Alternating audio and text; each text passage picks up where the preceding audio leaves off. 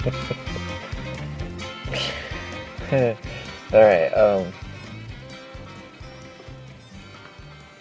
what's up, America? How's America doing today? Are you cutting wood? Making stuff with your hands? Are you standing up for what's right? Are you sticking it to the man? Are you letting somebody in your lane?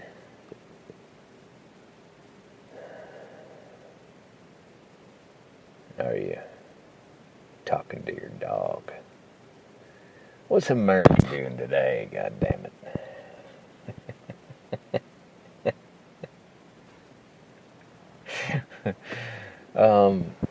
Oh man, I had a fucking fun conversation with a couple of old friends today. One of the guys I was talking to today was Jeff Riley. Jeff and I sort of lost track with each other for at least a decade. God dang it. But, Jeff was a young filmmaker before he was a professional stop motion animator. He was making his own films, and they were really, really good, competent, well-made. And he had a point of view, and his characters had a real dynamicism, and he had a style. He immediately expressed a unique way of moving puppets around. His timings were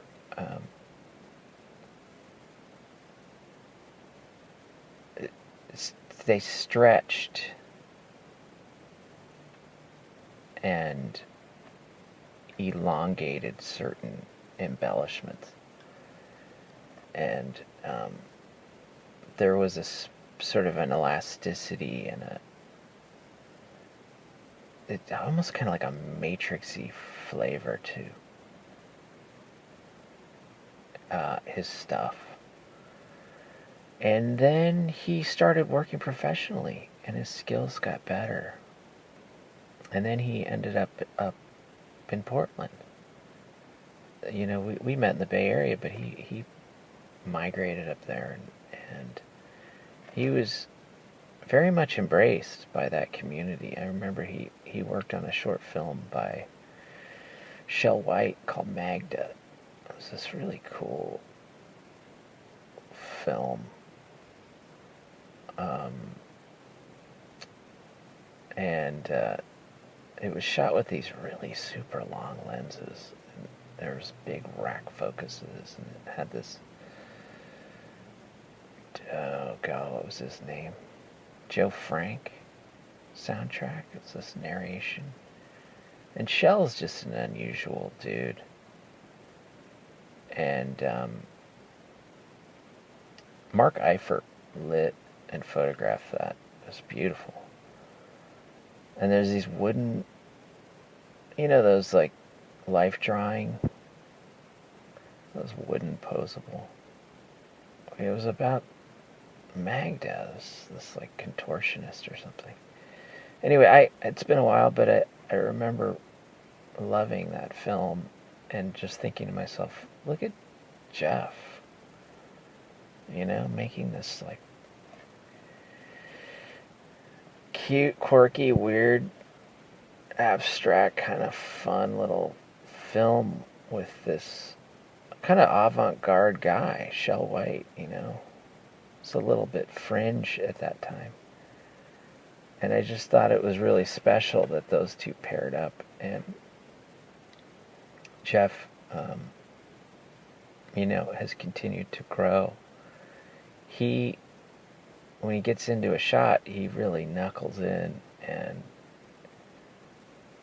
finds this zone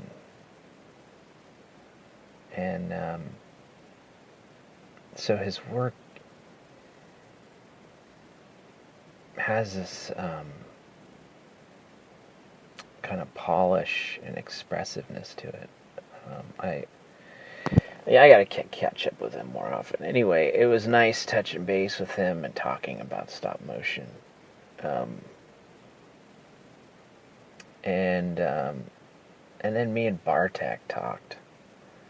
Bartek Prushevich is an old friend of mine. He's such a fine artist. Just an amazing mind. You know, he's a spirit. He's a soul. He's a soul daddy. He is an extension of nature, that man. He has a profound love and connection to nature. You know, his idea of a leisurely day is to go up in the mountains and pick mushrooms and go fishing and walk the trails and study the roots and contemplate the shape of bark, you know, or like the texture of chip paint on an old fence, you know, like he's an observer, and he's a, you know, big collector of comic books. I think that Jeff and Bartek are pals, and I think they both collect comics together. So they have these giant, you know, these huge collections of comics. And it was fun talking to those guys. And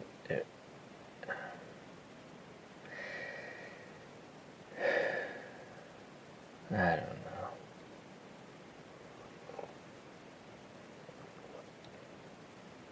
Movement. This idea of putting all of it into a frame. You can put so much engineering into a frame. And I think that's what stop motion is. It's just like, you pick up all these tricks, you know? And then you learn how and when. You know, you've got all these, you know, arrows in your quiver. And to survive on your trek, you're going to need each and every arrow. But you can't waste them. And you have to be pretty judicious about how you use them. But there's a time and a place for every trick. And we were talking about some of that stuff, you know, like layering up, you know, techniques, you know, shooting practically multiple frames, doing blurs in camera, doing replacements, using practical lights and cotton and bridal veil and atmosphere, and, you know, finding nice compositions that are based on real concept paintings, you know, like real moments of a story. And they're both into sequential panel art, you know, they're into that comic book, that graphic novel, that pulpy narrative. And that's where sequential story art, that's where it all starts. Storyboards, finding the frame. And then we started talking about Ralph McQuarrie, You think about Star Wars having a look and a feel, but then you look at some of his old concept paintings before they started even making any of those Star Wars movies. And the painting had it all in there. Had the lens, had the detail, had the light, had the rich color, had the design, had the composition, had the attitude and the poses, had the tension and the conflict, had the play of light and shadow. And so when you have something like that, it becomes this like magnet that just sets all your instrumentation and puts your space vessel on the correct path toward success. And it keeps everything, in the universe.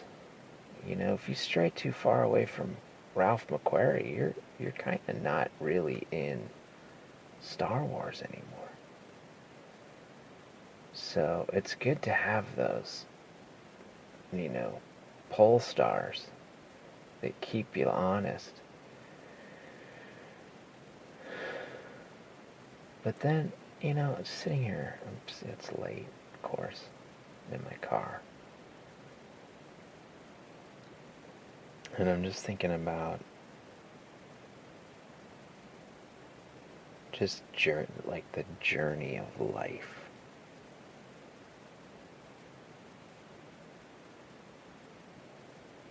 Being honest with your own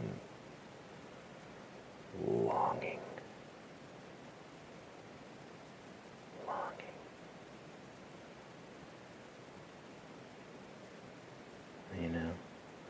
The path before you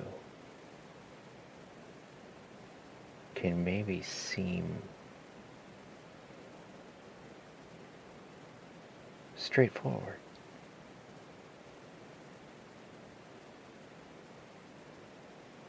And it is, if you want it to be.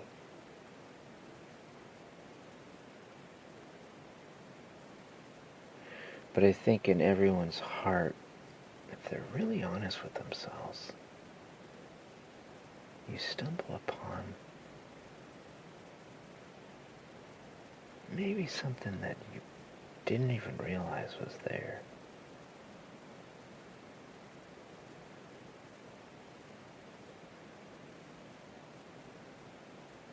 It's an itch you never scratched. And it's calling you.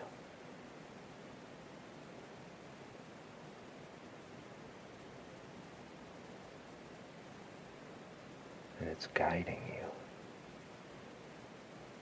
It's guiding me. And it's put me on this. I made a right turn into the weeds, people. I'm not on a fucking path anymore. I'm like off-roading. And it's gorgeous. It's scary. And awesome. And it feels like the string of Mobius paintings he always does where like people are jumping off a cliff. Like with like some crystal around their neck or something, hanging off a string. Some talisman, some fucking shaman is learning how to fly. And he's got the support of the stars. Because in his heart is a mighty courage. A mighty courage.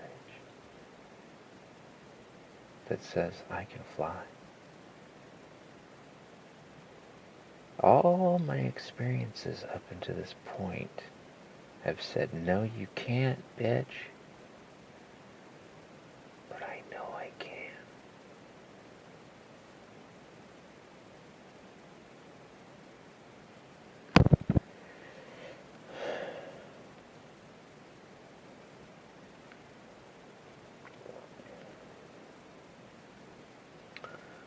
And, you know, a lot of life you can just get lost looking in the rearview mirror. You know? What could have been, what should have been, what might have been. And you're looking, you're staring into the past.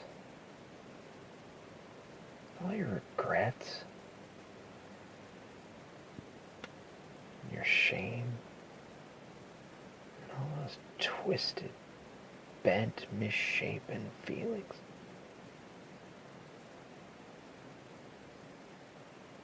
And it's sad to live your life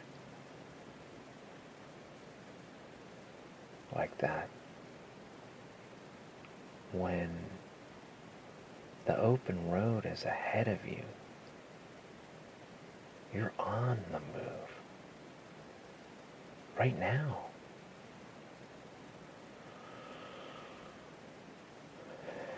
And the Patreon page is just a click away.